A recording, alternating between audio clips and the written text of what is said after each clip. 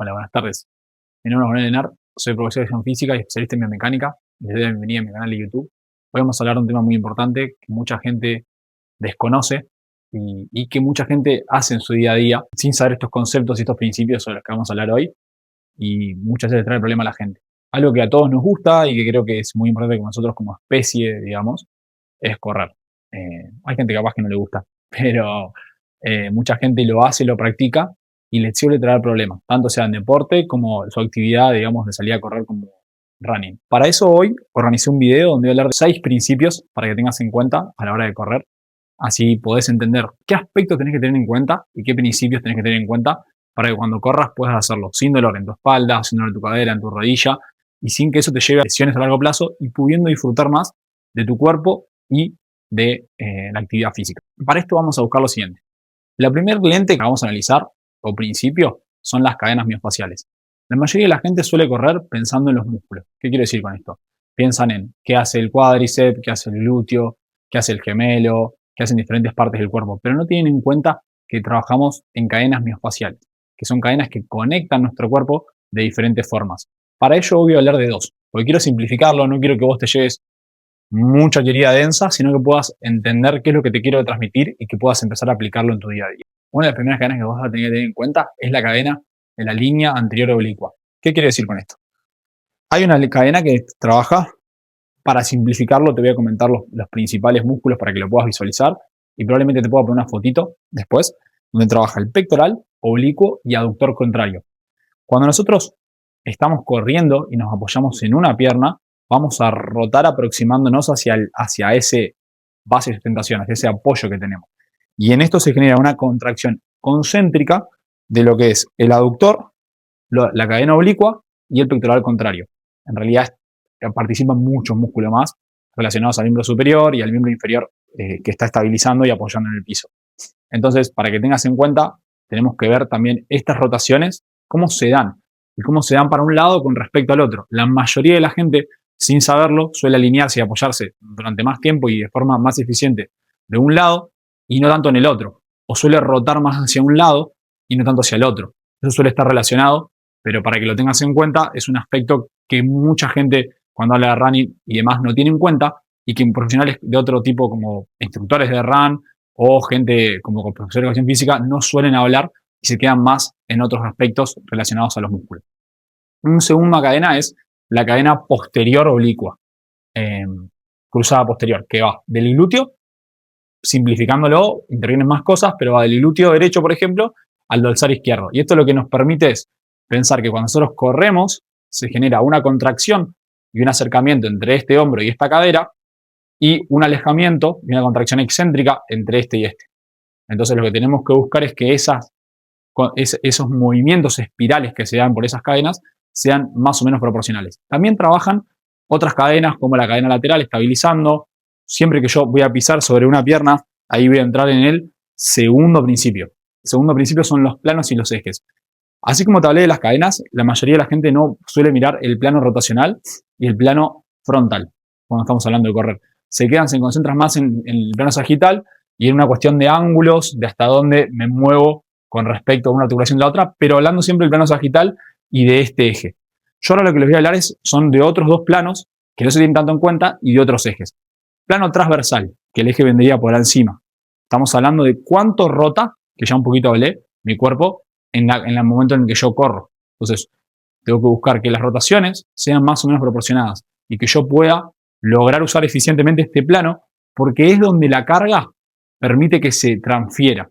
Si yo solo corro pensando en ir hacia adelante o hacia atrás, plano sagital, flexo, extensión, voy a estar perdiéndome de un montón de aspectos que son propulsivos en la marca, que generan la propulsión y generan la transmisión de fuerza en el plano rotacional, y para que también sucedan tengo que tener una eficiencia en el plano frontal. ¿Qué quiero decir con esto? Cuando yo estoy en un pie, quiero que lo que vamos a pensar es que este punto es la base de sustentación. Si yo estoy parado con los 2 pies, mi base de sustentación sería esto. Ahora, en el momento de yo estar en un pie y tener otro pie en el aire, todo mi base de sustentación se delimita solo ese pie. Para yo usar esa base de sustentación de forma eficiente, tengo que alinear todo con este pie. Tengo que alinear con este segundo o tercer dedo que está por acá, la rótula, la cresta ilíaca anterosuperior, mi esternón, y mi cabeza. Entonces, de esta forma yo alineo toda mi carga sobre el punto de sustentación para que desde ahí yo pueda generar una fuerza de producción eficiente. Si yo tengo mi cabeza acá o estoy muy en el medio, no voy a poder utilizar este miembro inferior para generar una buena propulsión y una base y una transferencia de fuerza eficiente. Para esto también participan acciones como la abducción de la costilla, que no quiero meterme tanto en detalles técnicos, pero para que vos entiendas, son un montón de gestos que aparecen, la estabilidad pélvica en este plano, para que yo pueda alinearme con esa base que tengo ahora y poder producir la fuerza de forma eficiente para avanzar y propulsarme en el espacio. Otro aspecto que quiero que tengas en cuenta es el orden y la secuencia. Otro aspecto del que mucha gente cuando habla de running o cuando hace running no tiene en cuenta. Una cosa va a llevar a la otra. Es como si, imagínense como un dominó. Van cayendo fichas, fichas, fichas, fichas, o como una melodía.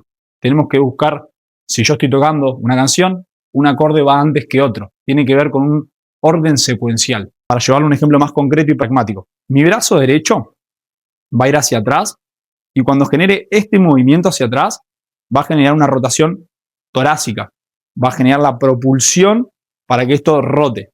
Y cuando llegue a este punto, va a haber otro aspecto que se llama recobro elástico, que es como cuando vos estirás un elástico y después lo soltás, que después va a generar este movimiento, la propulsión y rotación torácica hacia el lado contralateral.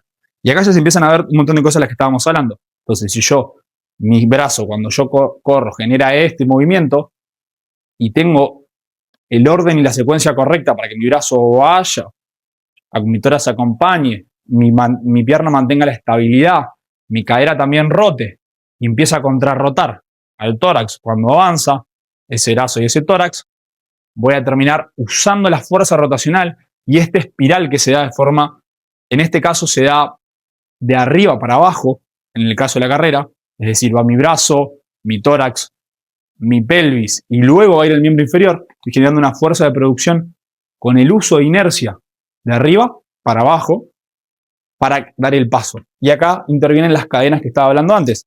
Cadena oblicua anterior, cadena cruzada posterior.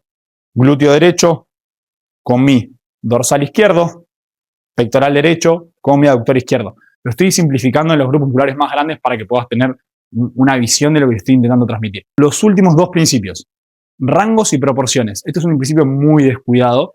La realidad es que cuando vemos correr a la gente, por lo general, voy a poner un ejemplo pragmático para que también se entienda, llevan sus brazos acá. Y esto genera, primero que afecta a todo lo que estamos hablando antes, como por ejemplo el orden de la secuencia y el uso de los planos transversales y frontal. Pero, más allá de eso, también estás limitando el rango. Cuando vos limitás un rango de movimiento, supongamos, voy a intentar ejemplificarlo ahora con el pie, para que te lleves un ejemplo muy claro.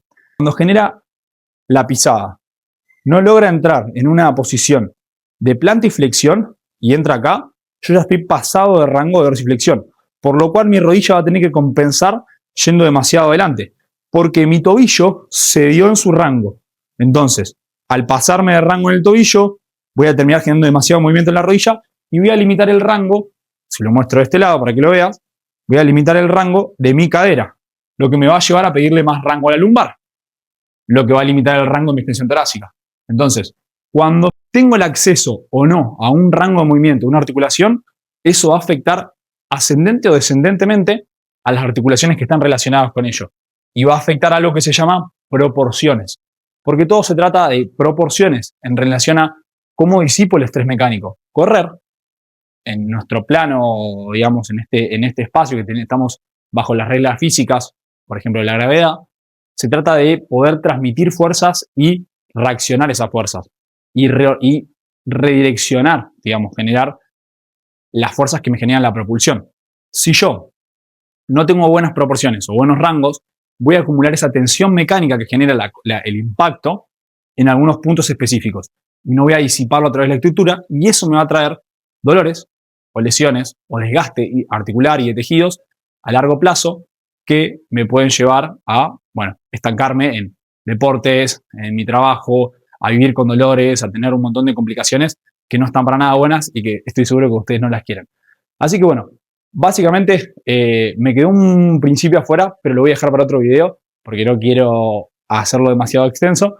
Y quiero invitarte a que si vos estás pasando por una situación de dolor, molestia, estás con algún problema para correr, para hacer deporte, que sepas que puedo hacer un análisis específico de tu biomecánica y de qué es lo que te está pasando. Te voy a dejar abajo mi WhatsApp personal, donde vas a tener para escribirme, te voy a mandar un tutorial de cómo tenés que grabarte para correr y yo voy a analizar tu caso específicamente para que entiendas qué es lo que te está trayendo problemas. Y abajo también te voy a dejar el enlace a la comunidad de WhatsApp, donde podés entrar gratuitamente y yo todas las semanas comparto recursos de alto valor para emprendedores y atletas que están pasando por momentos de dolor, molestias, que están siendo limitados en su rendimiento y que quieren estar mejor y encontrar soluciones a largo plazo. Te mando un beso y espero que tengas un gran día.